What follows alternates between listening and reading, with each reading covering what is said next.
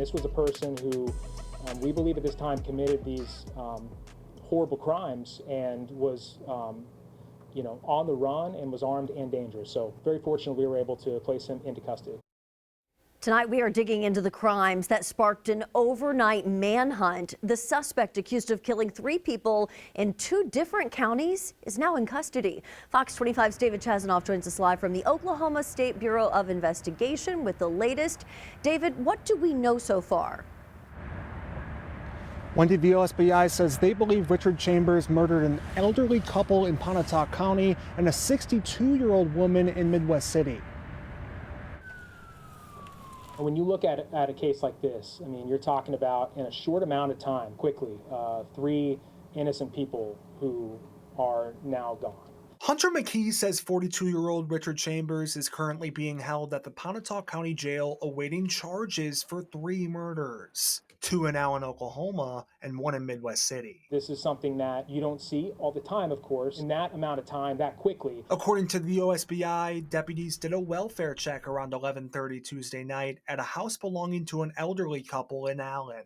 When they got there, they found an 84-year-old man and 70-year-old woman severely injured. They were pronounced dead. Especially a elderly couple, who was inside of their own home. It's horrible. At the crime scene, the Pontotoc County Sheriff's Office also located a car that was registered to Annie Brown of Midwest City. Officers conducted a welfare check at her house around 1 a.m. this morning.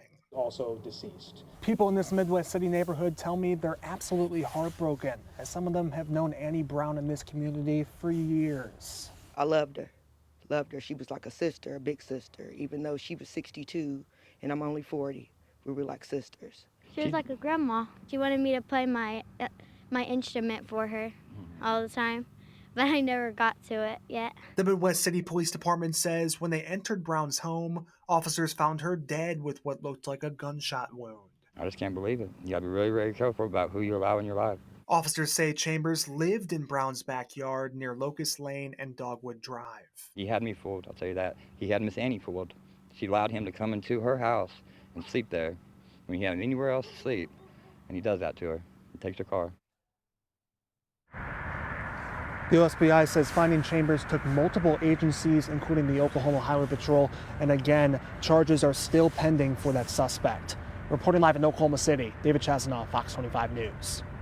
Thank you, David. And we did take a look into the suspect's history and found he does have a previous arrest. Records show Richard Chambers was arrested back in April for driving under the influence and for driving with a suspended license. According to court documents, he failed to appear for a court hearing in July and was eventually rearrested. Later that month, he entered a guilty plea after the charges were dropped down to a misdemeanor. He was sentenced to a year of probation, 20 hours of community service, and had to have an interlock device installed for 6 months. We're also learning more about the woman killed in Midwest City. Records show Annie Brown was a licensed substance abuse disorder counselor. She was issued her license back in 2014. Neighbors also told us she was always looking out for her neighbors and was very involved in her church. And that was your Big Story Breakdown. You can learn more about the homicide investigations on OKCFox.com, plus find all of our previous Big Story Breakdowns on our YouTube page. Just scan the QR code on your screen or search OKC Fox.